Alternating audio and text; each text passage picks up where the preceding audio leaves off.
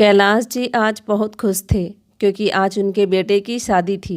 यह सपना पति पत्नी तब से देख रहे थे जब उनके बेटे का जन्म हुआ था। बेटे का जन्म उनकी शादी के 10 सालों के बाद हुआ था, तो उन्होंने अपने बेटे को बड़े लाड प्यार से पाल पोस कर बड़ा किया था। आज उनके लिए तो वैसे भी बहुत बड़ा दिन था। कैलाश जी, शादी आपके बेटे की है, लेकिन दूल्हे की तरह आप तैयार हो रहे हैं। अपने पति को आईने के सामने तैयार होते हुए देखकर कांता जी उन्हें चिढ़ाते हुए कहने लगी, तो कैलाश जी बोले, तो क्या हुआ भाग्यवान, मुझे लोग रोहन का बड़ा भाई ही समझते हैं और आज आप भी किसी अच्छे से ब्यूटी पार्लर से तैयार होकर आइए। आज हमारे बेटे की ज़िंदगी का सबसे खास दिन है। ऐसा कहते हुए कैलाश जी मुस्कुराने लगे और परिवार की उन खुशी भरी यादों को याद करते करते कांता जी की आंखों में आंसू आ गए और फिर अपनी यादों से बाहर आ गई। कितने हंसमुख इंसान थे कैलाश जी। उस समय मेरा यह घर कितना खुशहाल हुआ करता था। आज पूरे 4 साल हो गए बेटे की शादी को। एक वो दिन था और एक आज का दिन है जब मैं घर में अकेली जी रही हूँ। अब तो यह सुनसान घर मुझे काटने को दौड़ता है। कांता जी अपने पति कैलाश जी को याद करके आंसू बहाने लगी। दरअसल कांता जी का बेटा रोहन एक सरकारी अस्पताल में जॉब करता था और अपने साथ काम करने वाली प्रिया को पसंद करता था और अपने बेटे के लिए सब कुछ करने वाले माँ बाप ने भी मना नहीं किया। बेटे के प्यार में बहू के रूप में प्रिया को स्वीकार कर लिया। इकलौता बेटा जो था उनका, और उसकी खुशी से ज़्यादा उनके लिए और कुछ नहीं था। कांता जी की कोई बेटी नहीं थी, अपनी बहू को ही बेटी की तरह प्यार देने लगी थी। लेकिन वहीं उनकी बहू के मन में तो कुछ और चल रहा था। उसने पहले ही शर्त रख दी थी कि वह रोहन के माँ बाप के साथ नहीं रहेगी, शादी के बाद घर का कोई काम नहीं करेगी और अपनी मर्जी से ज़िंदगी जिएगी। वो इसी शर्त पर शादी करने को तैयार हुई थी। इधर रोहन ने भी उससे वादा किया था कि शादी के बाद सब कुछ उसकी मर्जी के अनुसार होगा। धूमधाम से उन्होंने अपने बेटे का विवाह किया। कांता जी की हमेशा यही कोशिश रहती है कि उनकी बहू प्रिया को कभी कोई तकलीफ ना हो, इसलिए घर के काम कांता जी ही कर लेती और बहू कभी घर के काम में हाथ बटाने की कोशिश नहीं करती। 4 महीने बीत गए। एक दिन कैलाश जी रसोई घर में आए और अपनी पत्नी कांता को काम करते देखा तो बोले, ये क्या कांता, आज भी तुम ही सारा काम करने में लगी हो। रात को तुम्हारी कमर में दर्द हो रहा था, बहू कहाँ है? ऐसा कहते हुए उन्होंने अपने बेटे को आवाज़ लगाई। रोहन बाहर आया तो कैलाश जी तेज आवाज़ में बोले, बेटा 10 बज चुके हैं और तुम लोग अब तक सो रहे हो। आज रविवार है तो क्या बहू का फर्ज नहीं बनता कि रसोई के कामों में तुम्हारी माँ की मदद करे? कम से कम एक दिन तो उसे भी आराम मिलना चाहिए ना। माफ़ करना पिताजी, दरअसल पूरा हफ्ता काम करते करते हम लोग थक जाते हैं, इसलिए आंख नहीं खुली। कैलाश जी बोले, ठीक है, अब रविवार को तुम्हारी माँ घर का कोई काम नहीं करेगी। बहू को बोलो कि वह घर का काम करे। ये सारी बातें उनकी बहू प्रिया अपने कमरे के दरवाजे के पीछे खड़ी सुन रही थी। जैसे ही रोहन अंदर आया तो प्रिया उस पर चिल्लाने लगी, रोहन, मैंने शादी से पहले ही तुमसे साफ साफ मना कर दिया था कि मैं अपनी मर्जी से जीऊँगी, तो फिर तुम उनकी बात सुनकर चुपचाप कैसे आ गए? शादी होते ही तुम अपने सारे वादे भूल गए। नहीं प्रिया, ऐसी बात नहीं है। आज पिताजी बहुत गुस्से में थे, इसलिए मैं कुछ नहीं बोल पाया। अच्छा, और जो तुम्हारे पिताजी ने मेरी बेइज्जती की उसका क्या? अब मैं इस घर में बिल्कुल नहीं रहूँगी, कहती हुई प्रिया ने रोते रोते अपना सारा बैग पैक करना शुरू कर दिया। फिर रोहन बोला, प्रिया कैसी बातें कर रही हो तुम? जानती हो मैं तुम्हारे बिना नहीं रह सकता, लेकिन रोहन अब मेरा इस घर में दम घुट रहा है। ऐसा कहते हुए प्रिया ने घर में रहने की जिद पकड़ ली, तो रोहन ने इस बात को मान लिया। प्रिया के प्यार में रोहन इस तरह फंस चुका था कि उसकी खातिर अपने जन्म देने वाले माँ बाप को छोड़ने के लिए तैयार हो गया। कुछ ही दिनों में उन दोनों ने नया घर ले लिया और अपने माता पिता से कह दिया कि अब वे लोग इस घर में नहीं रहेंगे। ये सुनकर उन दोनों के पैरों तले जमीन खिसक गई। कांता जी ने कहा, बेटा आगे से बहू को कोई तकलीफ नहीं होने देंगे। लेकिन प्रिया ने अपनी सास से कह दिया कि हमारी खुशी अलग रहने में है और हम लोग अपनी ज़िंदगी अपने तरीके से जीना चाहते हैं। बेटे ने भी उन दोनों की बात नहीं सुनी और वो दोनों घर छोड़कर निकल गए। बेटे के घर से जाने के बाद कांता जी बिल्कुल शांत हो गई थी, लेकिन पति का साथ था तो जैसे तैसे उन्होंने अपने आप को संभाल लिया था। कुछ समय बाद कैलाश जी की तबीयत खराब रहने लगी। कुछ टेस्ट करवाए गए, उनसे पता चला कि कैलाश जी को ब्लड कैंसर हो गया है। कैलाश जी का बहुत इलाज करवाया गया, लेकिन डॉक्टर उन्हें बचा नहीं सके और वह यह दुनिया छोड़कर चले गए। अब तो कांता जी की दुनिया ही उजड़ गई थी। बेटा और बहू आए, सारी क्रिया विधि पूरी करने के बाद वह अपने घर वापस चले गए। पिता के जाने के बाद रोहन वापस अपनी माँ के साथ रहना चाहता था, लेकिन उसकी पत्नी प्रिया इस बात के लिए राजी नहीं हुई। कांता जी को भी यही लगा कि अब उनका बेटा उन्हें अपने साथ रखेगा, लेकिन वह केवल इतना ही कहकर चला गया कि मैं हर महीने आपके पास पैसे भेज दूंगा, किसी चीज़ की ज़रूरत हो तो बता देना। अपनी पत्नी के कहने पर रोहन तो अपने माँ बाप से अलग हो गया था, लेकिन प्रिया के माता पिता अपनी बेटी दामाद के साथ ही उनके घर में रहते थे। कुछ समय बाद जब प्रिया ने एक प्यारी सी बच्ची को जन्म दिया तो रोहन ने अपनी माँ को फ़ोन करके यह खुशखबरी जरूर दी थी, जिसे सुनकर कांता जी खुद को रोक ना पाई और तुरंत ही अपनी पोती से मिलने अस्पताल चली गई। जाकर देखा तो वहाँ प्रिया की माँ उर्मिला जी पहले से ही पोती को गोद में लिए बैठी थी। उनके होने से कांता जी को थोड़ी हिचक हुई, परंतु फिर भी यह सोचकर खुश थी कि कम से कम उनके बेटे ने उन्हें याद तो किया। तभी रोहन बोला, माँ आ गई आप। कांता जी चेहरे पर खुशी लिए बोली, क्यों ना आती मैं अपनी पोती को देखने के खातिर। मेरे बेटे का अंश है और कहते हैं ना कि मूल से ज़्यादा ब्याज प्यारा होता है, इसका खूब ख्याल रखूंगी। ऐसा कहते हुए कांता जी ने अपनी पोती को गोद में लेने के लिए जैसे ही हाथ आगे बढ़ाया तो उर्मिला जी बोली, अरे अभी तो यह सो गई है, मैं इसे झूले में लेटा देती हूँ, जब उठेगी तब आप उसे गोदी में ले लीजिएगा। कांता जी के चेहरे की मुस्कान फीकी पड़ गई, लेकिन काफ़ी देर तक वह झूले में ही सोती हुई अपनी पोती को यूं ही देखती रही। सोई हुई वह बहुत प्यारी लग रही थी। ज़्यादा मत देखिए समदन जी, नज़र लग जाएगी, उर्मिला जी ने कहा तो रोहन बोला, चलिए माँ आपको घर छोड़ देता हूँ। नहीं बेटा, मैं अभी घर नहीं जाऊँगी, मैं यहीं रहकर अपनी पोती का ख्याल रखूँगी। तभी प्रिया बोली, मेरी बेटी का ख्याल रखने के लिए मेरी माँ है ना यहाँ, इसलिए यहाँ बेकार भीड़ लगाकर कोई फ़ायदा नहीं। इतना सुनते ही कांता जी की आंखों से आंसू आ गए और वह तेजी से अस्पताल से बाहर निकल आई। घर पहुंचकर वह काफ़ी देर तक रोती रही, लेकिन आज उन्हें चुप करने वाला कोई नहीं था। वह बिल्कुल अकेली पड़ गई थी। जैसे जैसे समय बीता उन्हें रह रहकर अपनी पोती से मिलने का बहुत मन करता था, इसलिए अपने बेटे की ही पुरानी एल्बम लेकर देखने बैठ जाती थी और छोटे रोहन को देखकर सोचती, मेरी पोती भी ऐसी ही दिखती है। अब तो उनकी पोती भी धीरे धीरे 1 साल की हो चुकी थी। पहले बेटा आता भी था, लेकिन अपनी बेटी के जन्म के बाद उसने भी आना छोड़ दिया। एक बार तो कांता जी का मन हुआ कि बेटे रोहन को फ़ोन करे और उससे कहे कि मिलने आए, लेकिन दूसरे ही पल उन्हें अपनी बहू की तीखी बातें याद आ गई। कुछ दिन पहले जब उन्होंने अपने बेटे को फ़ोन लगाया था तो उनकी बहू ने फ़ोन उठाया था। फ़ोन उठाते ही वह गुस्से में बोली, माँ जी, आप हमें बार बार फ़ोन करके परेशान क्यों करती हैं?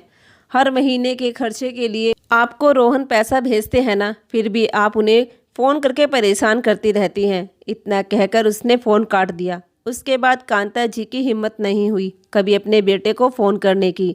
तभी नमस्ते आंटी जी, कैसी हैं आप? कांता जी की किराएदार निकिता अपनी 2 साल की बेटी को लेकर अंदर आते हुए बोली। दरअसल पति की मृत्यु के बाद कांता जी ने अपने घर की पहली मंजिल को किराए पर दे दिया था और निकिता भी कांता जी के साथ काफ़ी घुल मिल गई थी। निकिता उनकी उदासी का कारण भली भांति जानती थी, इसलिए सुबह का काम निपटाने के बाद थोड़ी देर के लिए उनसे मिलने जरूर आती थी।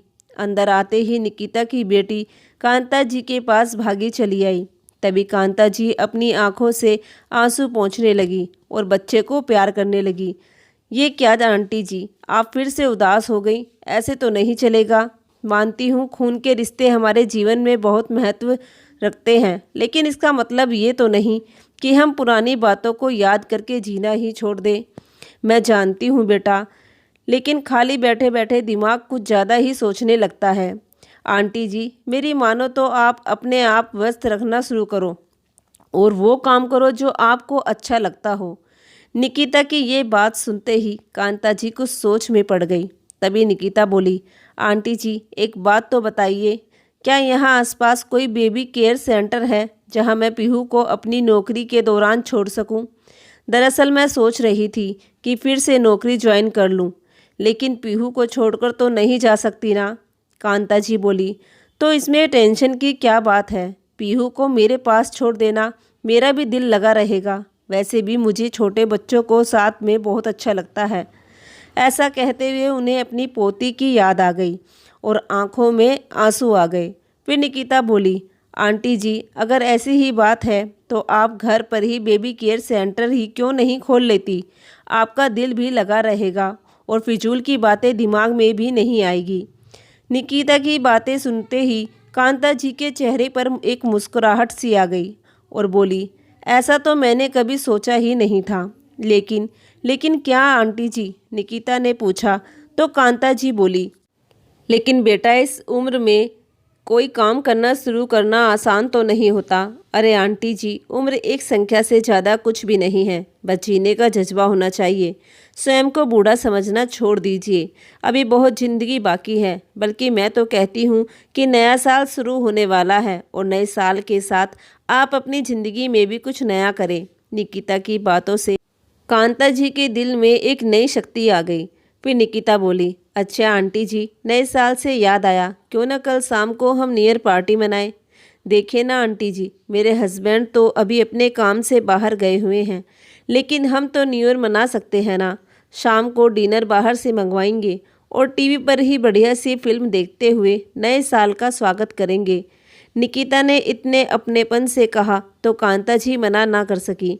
उधर रोहन के एक दोस्त मोहित ने भी, जो उसके साथ काम करता था, नए साल के उपलक्ष्य में अपने घर पर एक छोटी सी डिनर पार्टी रखी थी। रोहन और प्रिया को भी वहां बुलाया गया था। अपनी बेटी को नानी के पास छोड़कर वे दोनों पार्टी में चले गए। लेकिन मोहित के घर जाने के बाद जो कुछ भी रोहन ने देखा तो उसकी हैरानी का ठिकाना ना रहा और पार्टी के बाद वापस अपने घर आ गया। रोहन ने ऐसा क्या देखा कि उसके अपने माता पिता का चेहरा उसके सामने आ रहा था। दिमाग में बहुत से विचार एक साथ चल रहे थे। सारी रात जागते हुए बीती। अगले दिन सुबह जब प्रिया जागी तो रोहन ने कहा, प्रिया अब तो बेटी 2 साल की हो गई है और मुझे लगता है कि तुम्हें भी नौकरी शुरू करनी चाहिए। तुम ही देखो, यहाँ कमाने वाला केवल मैं अकेला हूँ और खाने वाले इतने लोग हैं। आखिर ऐसी स्थिति में घर का गुजारा कैसे होगा? तभी प्रिया बोली, रोहन अगर खर्च ज़्यादा हो रहा है तो अपने माँ को पैसे भेजने बंद कर दो। वैसे भी हर महीने तुम इतने पैसे भेजते हो, सब थोड़ी ना खर्च हो जाते होंगे। 1-2 महीने नहीं भेजोगे तो भी उनका गुजारा आराम से हो सकता है। तभी रोहन बोला, यह रहते हुए मैं तुम्हारे खर्च भी उठा रहा हूँ और तुम्हारे माँ बाप के भी, और अपनी माँ को जो थोड़े बहुत पैसे भेजता हूँ वो पैसे भी भेजना बंद कर दूँ। इतनी बात सुनते ही प्रिया गुस्से में चिल्लाते हुए बोली, तुम क्या कहना चाहते हो? रोहन, क्या मेरे मम्मी पापा तुम्हें बोझ लगते हैं? रोहन बोला, मैंने ऐसा नहीं कहा प्रिया, लेकिन इतना तो उन्हें भी सोचना चाहिए कि वे लोग अपनी बेटी के घर में अब कब तक रहेंगे। आखिर हमारी भी अपनी कोई ज़िंदगी है। रोहन की बातें उसके सास ससुर भी सुन लेते हैं। अपने माँ बाप के बारे में इतना सुनते ही प्रिया का गुस्सा 7वें आसमान पर चढ़ गया और बोली, रोहन अगर तुम चाहते हो तो मैं नौकरी करना शुरू कर देती हूँ, लेकिन मेरे मम्मी पापा यहाँ से कहीं नहीं जाएंगे। आखिर उनका मेरे अलावा है ही कौन? सुबह सुबह झगड़े के बाद रोहन बिना खाना खाए ही तैयार होकर अस्पताल चला गया। अस्पताल के काम में भी रोहन का मन नहीं लग रहा था। लंच टाइम हुआ तो सब लोग साथ बैठकर खाना खा रहे थे, लेकिन रोहन अब भी अलग अलग और शांत बैठा हुआ था। उसकी यह हालत देखकर मोहित उसके पास आया और बोला, अरे रोहन, आज खाना नहीं लाए क्या? तभी रोहन बोला, मोहित मुझे तुमसे कुछ ज़रूरी बात करनी है। मोहित उसके पास बैठा तो रोहन ने कहा, कल जब मैं तेरे घर आया था तो मुझे ये देखकर बहुत अच्छा लगा कि तुम लोग अपने माता पिता का इतना ख्याल रखते हो। तुम्हारे मन में अपने माँ बाप के लिए कितनी इज्जत है, और वहीं इतने मेहमान आने के बावजूद भी भाभी उनके खाने पीने से लेकर उनकी दवाइयों तक का पूरा ध्यान रख रही थी। जहाँ बाकी सब लोग अपने माँ बाप को भूलकर न्यू ईयर सेलिब्रेट करने के लिए बाहर जाते हैं, वहीं तुम लोग अपने घर में अपने माता पिता, रिश्तेदारों और दोस्तों के साथ न्यू ईयर सेलिब्रेट कर रहे थे। सच कहूँ तो जब से तुम्हारे घर से वापस आया हूँ, मुझे खुद पर शर्म आ रही है। अपनी पत्नी के अलग रहने की जिद के कारण मैं तो अपने माँ बाप को ही छोड़ बैठा। वहाँ पिता की मृत्यु के बाद मेरी माँ अकेले रह रही है और यहाँ मेरे सास ससुर अपने बेटे को छोड़कर हम लोगों के घर में बैठे हुए हैं। रोहन की बात पर मोहित हैरान हो गया और बोला, तुम्हें भाभी को समझाना चाहिए था ना। मोहित, मैंने बहुत कोशिश की थी, लेकिन उसके सर पर अलग होने का भूत सवार था। वो किसी हालत में मानने के तैयार नहीं थी। ये बात तो मुझे बाद में पता चली कि यह सब किया धरा उसके माँ बाप का है। उन्होंने प्रिया के मन में मेरे माता पिता के खिलाफ पहले ही जहर भर दिया था, ताकि उनकी बेटी अपने सास ससुर से अलग होकर अपने माँ बाप को रख सके। अपने बेटे बहू के साथ उनकी बिल्कुल नहीं बनती, इसलिए हमारे सिर पर आकर बैठे हैं। और अगर मैं कुछ कहता हूँ तो प्रिया झगड़ा कर देती है। लेकिन रोहन, क्या तेरा अपनी माँ के साथ रहने का दिल नहीं करता? हाँ यार, बहुत दिल करता है, पर फिर सोचता हूँ कि अगर माँ को अपने घर ले आया तो ये लोग उन्हें नौकरानी बनाकर रख देंगे। जानता है, मेरी बेटी के जन्म पर मेरी माँ को बहुत खुशी हुई थी, लेकिन अस्पताल में मेरी पत्नी और सास ने उनके साथ बहुत गलत व्यवहार किया था। इसलिए मैंने माँ को वहाँ से जाने को कह दिया। उस दिन के बाद से तो मुझे अपनी माँ से नज़रें मिलाने में भी शर्म आती है। क्या कुछ नहीं किया मैंने अपनी पत्नी के लिए, लेकिन उसने कभी ये नहीं सोचा कि मेरी किसमें खुशी है।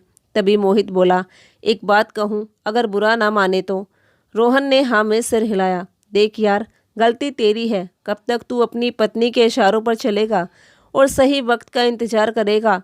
हालात ठीक होने का इंतजार करने के बजाय हालात को बदलने की ताकत रख। सब कुछ तेरे हाथ में है। मेरी बात मान और अभी के अभी आंटी जी के पास जा।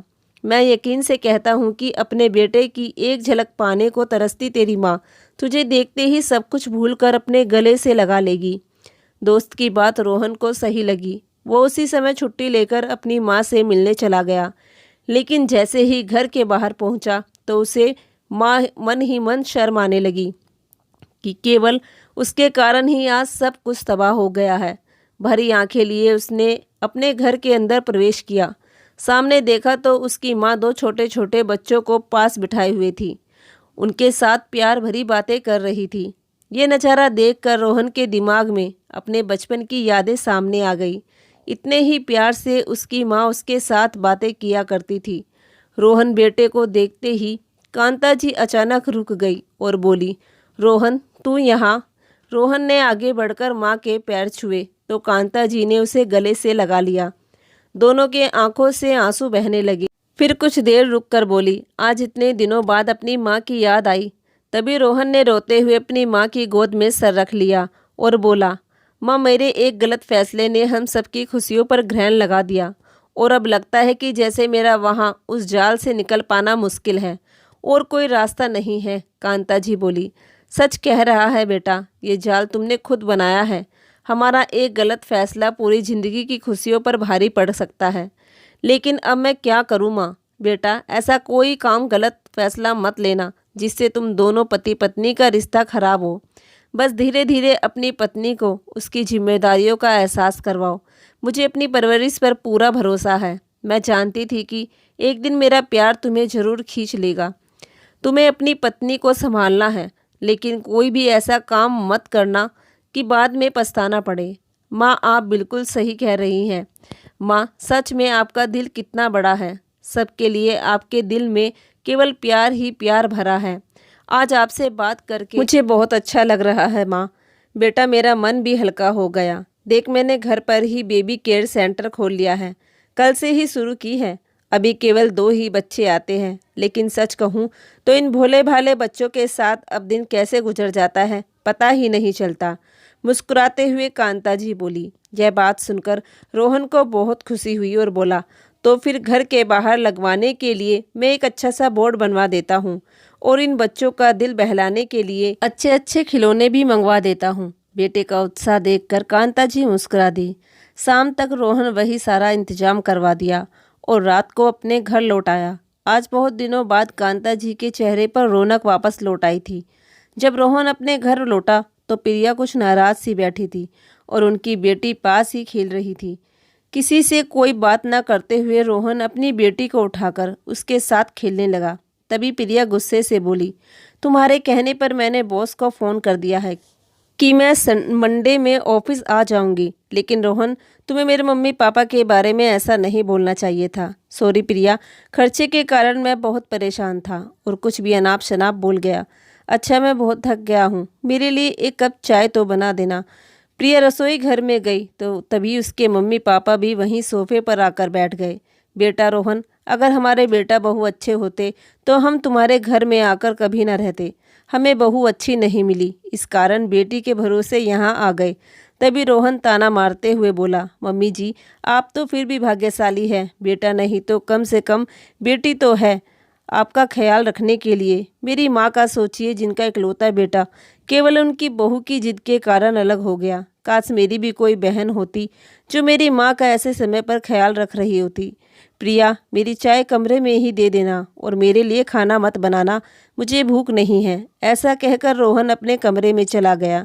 रोहन की ये बातें सुनकर प्रिया के माँ बाप हैरान रह गए। अगले दिन सुबह रोहन के अस्पताल जाने के बाद प्रिया के माँ बाप ने उसे साफ साफ कह दिया कि वे लोग अब यहाँ और ज़्यादा दिन नहीं रह सकते और आज ही अपने घर चले जाएंगे। उनकी ये बात सुनकर प्रिया बोली, नहीं माँ, मैं ऐसा नहीं होने दूंगी। वैसे भी भैया तो भाभी के अलावा किसी और की सुनते कहाँ हैं, और वहाँ जाकर आपको भाभी की बातें सुननी पड़ेगी, ये मुझे बिल्कुल मंजूर नहीं है। तभी प्रिया के पिता बोले, अरे नहीं बेटा, तेरे भैया भाभी इतने भी बुरे नहीं हैं जितना तेरी माँ बताती है। तेरी माँ के सामने बोलने की तेरी भाभी की हिम्मत ही कहाँ है। छोटे मोटे विवाद किस घर में नहीं होते। आज हमारा अपने घर जाना ही ठीक रहेगा। लेकिन माँ, अब मैं नौकरी शुरू करने जा रही हूँ, तो अब हमारी बच्ची को कौन देखेगा? प्रिया ने कहा। तो उसकी माँ बोली, बेटा यह तुम लोगों की जिम्मेदारी है, लेकिन अब हम अपना मन बना चुके हैं, इसलिए हमें जाने दो।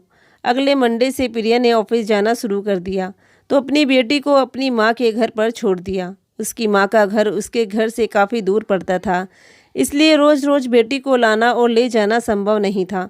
अपनी बेटी के बिना प्रिया ने बड़ी मुश्किल से 5 दिन निकाले और शुक्रवार शाम को बोली, रोहन, बेटी के बिना तो हमारा घर सूना ही हो गया है। मेरी 2 दिन की छुट्टी है तो चलकर उसे अपने घर ले आते हैं। तभी रोहन मुस्कुराता हुआ बड़ी सहजता से बोला, अरे वैसे भी बड़े होकर तो उसे अपनी अलग ज़िंदगी ही बितानी है, तो फिर अपने दिल को अभी से मजबूत कर लो, नहीं तो मेरी माँ की तरह ही रोना पड़ेगा। रोहन की इस बात ने प्रिया के दिल को अंदर तक हिला दिया और प्रिया ने कोई जवाब नहीं दिया। दोनों अपनी बेटी को अपने घर वापस ले आए और 2 दिन कैसे निकल गए पता ही नहीं चला।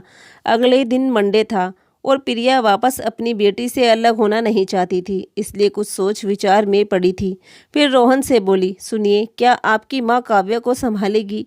यह सुनकर रोहन ने हैरानी से प्रिया की ओर देखा और बोला, क्या तुमने अभी क्या कहा? तो प्रिया फिर से बोली, अगर हम काव्या को उसकी दादी के पास छोड़ दे तो माँ जी को कोई परेशानी तो नहीं होगी? तभी रोहन ने मुस्कुराते हुए कहा, वो परेशान क्यों होगी? भला उन्होंने तो घर में बच्चों के लिए बेबी केयर सेंटर खोला है। अच्छा, उनका घर तो पास में ही है, हम रोज़ शाम को अपनी बेटी को वापस ले आएंगे, फिर हमें ज़्यादा दिन उससे दूर नहीं रहना पड़ेगा। प्रिया ने कहा। इस पर रोहन ने अपनी माँ को फ़ोन किया और ये सारी बात बताई तो कांता जी खुशी से झूम उठी और बोली, ये भी कोई पूछने वाली बात है, इस बात से मुझे बेहद खुशी होगी। उस रात प्रिया और रोहन दोनों को सुकून भरी नींद आई और कांता जी तो खुशी के मारे सो ही नहीं पा रही थी। अगले दिन गाड़ी का हॉर्न बजा तो कांता जी दौड़ती हुई गेट पर आई। लीजिए माँ जी, संभालिए अपनी पोती काव्या को, सौंपते हुए रोहन बोला और अपने ऑफिस चला गया। उधर प्रिया ने भी राहत की सांस ली। कुछ ही दिनों में काव्या अपनी दादी से घुल मिल गई और अब तो अपनी माँ के पास रहते हुए भी दादी के पास जाने की जिद करने लगती। प्रिया ये देखकर हैरान थी कि दादी के पास रहते हुए वो अच्छी अच्छी बातें सीखने लगी थी, जैसे प्रणाम करना, बड़ों की बात मानना, खाने से पहले प्रार्थना करना इत्यादि। फिर एक दिन रोहन ने बताया कि उसे अपने ऑफिस की तरफ से कुछ दिनों के लिए दूसरे शहर जाना है। अब प्रिया के सामने ये समस्या खड़ी हो गई कि वो काव्या को दादी के पास कैसे छोड़े, क्योंकि वो ड्राइविंग भी नहीं जानती थी और इतने दिनों की छुट्टी मिलना मुश्किल था। अगर कुछ दिनों के लिए अपने मम्मी पापा को बुला लूं, तो प्रिया ने कहा। रोहन बोला, अरे मैं तो कहता हूँ कि तुम 1 हफ्ते के लिए माँ के पास ही चली जाओ, सासू माँ के पास। सोचने लगी और फिर बोली, ठीक है जैसा तुम कहो। मैं अपना सामान पैक कर लेती हूँ, हम आज शाम को ही वहाँ चलते हैं। आप सुबह वहीं से निकल जाना। प्रिया की इस बात पर रोहन ने उसे गले लगा लिया और शाम को वे लोग कांता जी के घर पहुँच गए। अचानक उन्हें वहाँ देखकर कांता जी को हैरानी भी हुई और खुशी भी। तभी रोहन ने सारी बात साफ की तो प्रिया बोली, मैं यहाँ रह सकती हूँ ना माँ जी?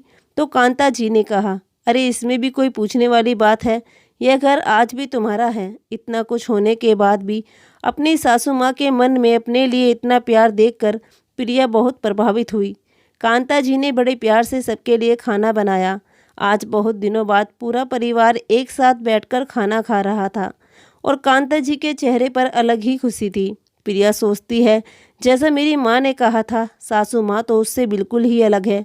उसे याद आने लगा कि उसकी माँ ने उसे शादी से पहले ही सिखाती थी कि जल्दी से दामाद जी को अपनी मुट्ठी में करके अलग हो जाना। तेरी सास बहुत चालाक है, तुम लोगों को चैन से रहने नहीं देगी और मैं नहीं चाहती कि मेरी बेटी किसी की नौकरी करे।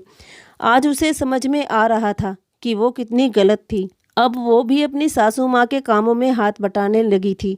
5 दिनों के बाद रोहन लौट आया। प्रिया उसके साथ अपने घर वापस चली गई। कहीं ना कहीं प्रिया भी कांता जी के साथ बीते पलों को याद कर रही थी। एक दिन रविवार को प्रिया के पास उसकी माँ उर्मिला जी का फ़ोन आया। बेटा आज रविवार है और तुमसे मिले हुए बहुत दिन हो गए हैं, आज हमारे घर आ जाओ और सारा दिन यहीं बिताना। नहीं मम्मी, आज हम लोग नहीं आ पाएंगे। क्यों, ऐसा क्या हो गया? बस आज हमारा कुछ और प्लान है। आज का दिन मैं अपनी सासू माँ के साथ बिताना चाहती हूँ। प्रिया ने बोला तो उर्मिला जी ये सुनकर दंग रह गई और इधर रोहन भी अचानक चौंक गया। इससे पहले कि उर्मिला जी कुछ बोलती, प्रिया ने फ़ोन रख दिया। उधर रोहन लगातार प्रिया की ओर देखता जा रहा था। फिर बोला, आज तुमने अपनी माँ के घर जाने से मना कर दिया? हाँ रोहन, तुम नहीं जानते कि आज का दिन कितना खास है। अच्छा, अब जल्दी से नहा धोकर आओ, मैं बाकी की तैयारी करती हूँ। थोड़ी देर में हम माँ जी के पास चलेंगे। ऐसा कहते हुए प्रिया किचन में चली गई। थोड़ी देर में ही वे सब कांता जी के घर पहुँच गए। जैसे ही कांता जी ने दरवाज़ा खोला तो प्रिया बोली, जन्मदिन मुबारक हो माँ जी। इतना सुनने की देर थी कि कांता जी की आंखों से तो खुशी के आंसू बहने लगे और उधर रोहन हक्का बक्का खड़ा था, क्योंकि उसे तो याद भी नहीं था कि आज उसकी माँ का जन्मदिन है। आज प्रिया अपने हाथों से केक बनाकर लाई थी। सबने मिलकर बड़ी खुशी से कांता जी का जन्मदिन मनाया। तो प्रिया बोली, माँ जी जन्मदिन तो आपका है, लेकिन मैं आपको कुछ देने की बजाय आपसे मांगना चाहती हूँ। माँ जी, क्या आप मुझे मेरी गलतियों के लिए माफ़ी दे सकती हैं? मैंने आपको बहुत दुख दिए हैं। ऐसा कहते हुए प्रिया उनके पैरों में गिर गई तो कांता जी ने उसे उठाकर सीने से लगाया और बोली, बेटा जो कुछ भी हुआ उसे भूल जाओ। तुम लोग मेरे पास आए, बस यही काफ़ी है। नहीं माँ, इतना काफ़ी नहीं है, अब हम लोग आपके साथ ही रहना चाहते हैं। प्रिया रोते हुए बोली। तो कांता जी और रोहन को तो जैसे दुनिया की सबसे बड़ी खुशी मिल गई। आज इतने समय के बाद कांता जी के घर से हंसी ठिठोली की आवाज़ आ रही थी। रोहन और प्रिया अपनी माँ के साथ ही रहने लगे। अब कांता जी अपनी पोती के साथ खेला करती थी। रोहन और प्रिया अपनी जॉब पर बिना किसी परेशानी के जाते थे।